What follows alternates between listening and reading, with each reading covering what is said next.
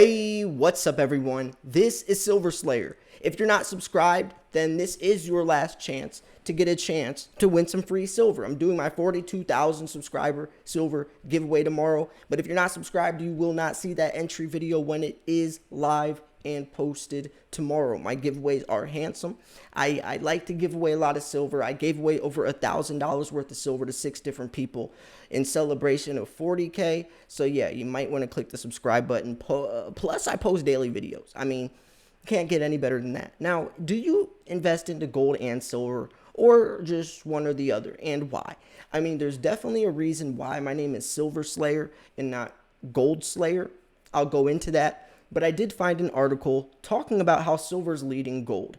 And I mean, it's pretty obvious if you look at the gold to silver ratio, which is currently at 68 to 1, meaning it takes 68 ounces of silver to equal 1 ounce of gold. You can see that silver's drastically been outperforming gold. We saw it as high as 125 to 1 last March, which broke history. I mean, we'll never see that ratio again. In the last 5,000 years that gold and silver have been compared in value, that was the cheapest, the most undervalued silver's ever been in the last 5,000 years. Happened last March.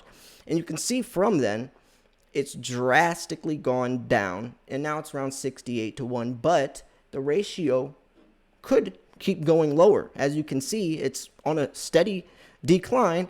And even in 2011, you could see the ratio got extremely low, and that's when silver was $50, and it could be heading back that direction because last time silver hit $50 was the same exact scenario that is happening today. Recession/depression, trillions, well, billions of dollars in stimulus back then. Now it's trillions of dollars, plus we have a global pandemic. So you could see how silver is definitely on the right path to outperform gold, and this article is going to explain why as well. So having isolated silver, gold, and Bitcoin as the most reliable wealth preservation vehicles for a looming hyperinflation scenario, we consistently look for each of these 3 instruments' advantages and disadvantages over their counterparties. Now, I did just make a video a couple hours ago talking about hyperinflation or inflation. Highly recommend you go check that video out. It's definitely an important video, a critical video to watch. So after this video, make sure you go check that one out. So one abnormality stands out, which lets us to believe that silver might be outperforming gold and providing for an extra bang for your buck. Now, gold does have some benefits. I don't want to just hate on gold in this video. Gold and silver are by far the safest, smartest investments. Gold and silver. Gold and silver have been used as a means of value as money for 5,000 years, since the beginning of man. Now, silver used to be more equivalent to gold. It used to be 2.5 to 1. Silver was just as valuable as gold back in the day because silver was magical to them because it could purify water and was used and just as useful as gold. But it comes out of the ground roughly 8 to 1. So that's when the ratio started separating. Then in 1930, FDR got in office, changed it from 16 to 1 to 75 to 1. So it's a manipulated, man-made gap, right? There's no reason why silver should be 68 times cheaper than gold. There's no reason. I mean, if you look at its uses in the world, silver is actually more scarce, it's more rare, and it's more useful. Silver is used in everything. Gold is used in jewelry, watches, necklaces. Silver is used in everything from this laptop, the microphone to record this video, the mirror you look at in the shower or when you get out of the shower. It's used in medicine, colloidal silver. It's used in medical, it's used in the dental alloys in your teeth, medical wall paint. It's used in electric vehicles, 5G towers, solar panels, silver lithium ion batteries. I mean, it's used for everything. It can literally purify water, kills bacteria, antibacterial properties. I mean, it's used in everything. Gold, some is used in technology, but not so much. So you can see how silver makes the world go round. So we are not maximizing profits when talking about wealth preservation, where risks dominate factor of focus. Nevertheless, it might be a fundamental reason why silver is gaining this momentum.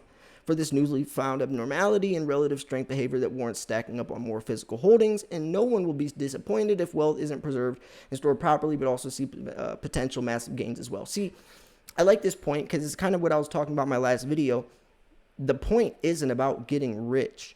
The point is about putting your money into something as the dollar is weakening, as the dollar is collapsing, losing its purchasing power. What you could buy in 2005 for $20 is drastically different than what $20 can get you today. And it's going to keep, that pattern is going to keep happening. So in 20 years from now, what you can buy for $20 is going to be pennies to the dime of what you can today. So you don't want to leave your money in your bank account and just let it slowly burn or quickly burn. In the last 20 years, the dollar's lost 44% of its purchasing power. You have to put your money into something that holds its value, and precious metals is the answer. So gold does have benefits. So I want to talk about that real quick. Gold is, okay, so when you're investing in the precious metals, you own it. You are in complete control, which can be a risk factor if you do not store it properly. When you're buying a lot of silver, you have to store it somewhere. Some people use a safe. Some people bury it in their backyard, use a safety deposit box at a bank. Some people keep it in the shoebox under their bed. Regardless, it can take up a lot of space. So gold, as it's 68 times more valuable or more expensive, it's a lot easier to hide. You could fit $100,000 of gold in a shoebox. You can't do that with silver. So if you are someone who's investing a lot of money, gold could be a great way to diversify your portfolio. Gold is also safer. It's not as volatile. Silver is the devil's metal. I call it gold on steroids because how dramatic it is compared to gold. Silver, or if gold's going to rise 15%, silver's going to rise 30%. But it also works for the opposite. If gold's going to drop 20%, silver's going to be dropping 35, 40%. It's a more dramatic version, but that's also why there's more opportunity. There's also opportunity there to have more gains.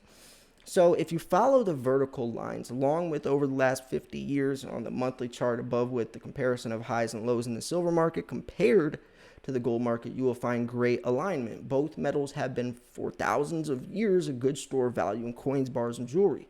So silver and gold in US dollar weekly chart, silver gaining momentum over gold. You can see, and I just showed that in the gold to silver ratio. So zooming in on last year's gold and silver behavior on a weekly percentage chart shows a divergence in comparison to the precious metals.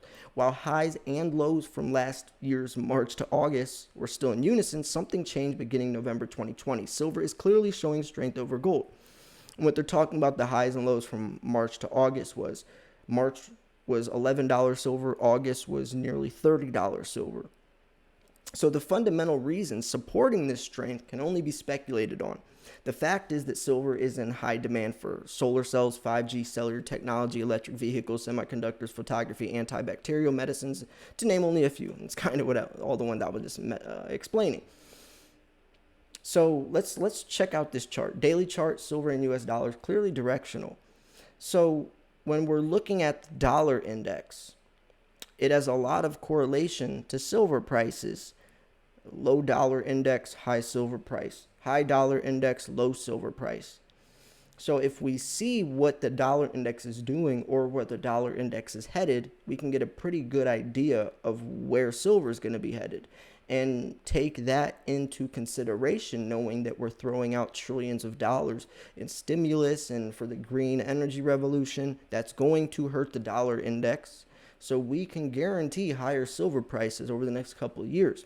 So at a glance at the daily chart of silver over last year, we can clearly identify through a linear regression channel that silver is in directional motion. This provides a high probability of the continuation of these advancements or these price advancements. We find physical ownership to be the preferred method to hedge against your monetary debasement.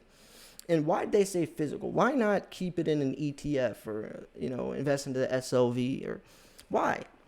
Why not that, Silver Slayer? At least if someone breaks in my house, I don't got to worry. Well, because that takes away the whole purpose of silver. Silver is such a strong investment because it's intrinsic. It has intrinsical value. No matter who says that 1 ounce coin is worth what, that's irrelevant because the coin's value is the 1 ounce of silver inside of it, not the spot price attached to it. That's why silver's been valuable for thousands of years. That's why silver is priceless, is timeless. That's why. If you can't hold it, you do not own it. If your silver's sitting on some exchange or in some vault halfway across the world with a third-party custodian, you probably don't own that silver. You might own it on paper, but if you needed that silver, you're not going to be able to ever touch it, right? So you got to think about the bigger picture. So let's zoom further into the daily chart of silver over the last 7 months. One can see that direction is also evident in recent period of an overall sideways zone for silver. A string of higher lows made us aggressively take entries within the last 8 trading sessions. So they use this strategy called the quad exit strategy and took partial profits already to eliminate risk. All trade entries and exits were posted in real time. So the last bottom on silver is now confirmed, $24.25. And that's $25.18 based on transaction value analysis was present.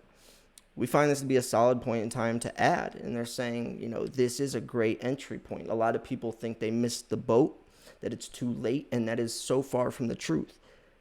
Silver, if you think $25 for an ounce of silver is too steep, is too pricey, then I don't know what you're thinking. If you hold $25 in your left hand, hold an ounce of silver in your right hand, and ask me which one seems like it's more valuable, especially putting into context how that $25 over the years is declining in purchasing power, is weakening. That 1 ounce of silver in your right hand isn't going to lose weight. The 1 ounce isn't going to turn into a half an ounce over time. 1 ounce is always 1 ounce. You got to think of it like that. It's hard to say why silver is coming so much to the forefront. 2 facts are very attractive in our mind. One is divisibility. A gold coin, if advancing vastly, would be hard item to barter with, and that's so true. If you are going to invest in the gold, which I definitely recommend, but you should do it in fractionals. No, an ounce of gold cuts down your potential customer margin by a lot. Not many people have money to just buy an ounce of gold with, especially if gold's price goes up.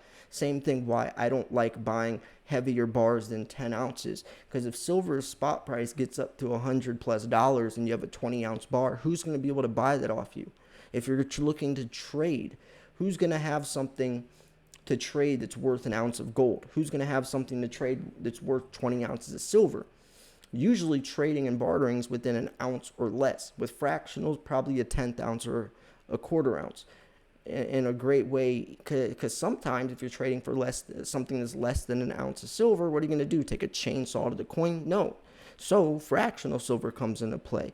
But I recommend constitutional silver as a means of stacking fractional, because the stamped fractionals, the generic fractional rounds, they still have to stamp them, so the premiums are pretty high. Plus, constitutional silver, junk silver, has other properties besides just being stacked fractional. They don't make it anymore. Piece of American history, growing in numismatic value. So, anyways, I'm gonna wrap this video up here. I really like this subject because this is something, especially if you're a beginner, that can be a little overwhelming. I mean, there's already so many different options out there, from stocks to crypto to gold to silver. And then if you do get into silver, what types of silver and all the different options, thousands of coins listed on AppMex. So try to make it as simple as possible. Don't overcomplicate it. Buy bullion. If you do find some interest in gold, then buy gold as well. I just recommend keeping the majority in silver, but diversification is always key. Just recommend also only buying 1/10 to 1/4 ounce round, or even 1/8 ounce gold. I don't recommend buying 1/2 ounce or ounce coins. It's going to be extremely hard to liquidate those, and liquidity is key at the end of the day as well. So anyways, I'm going to wrap this video up here. This is probably, if you're not subscribed, this is your last chance to be subscribed, so you'll be able to see my entry video for the giveaway tomorrow. So you probably hit that subscribe button. Thanks for tuning in. This was Silver Slayer. I'll see you guys soon. Peace.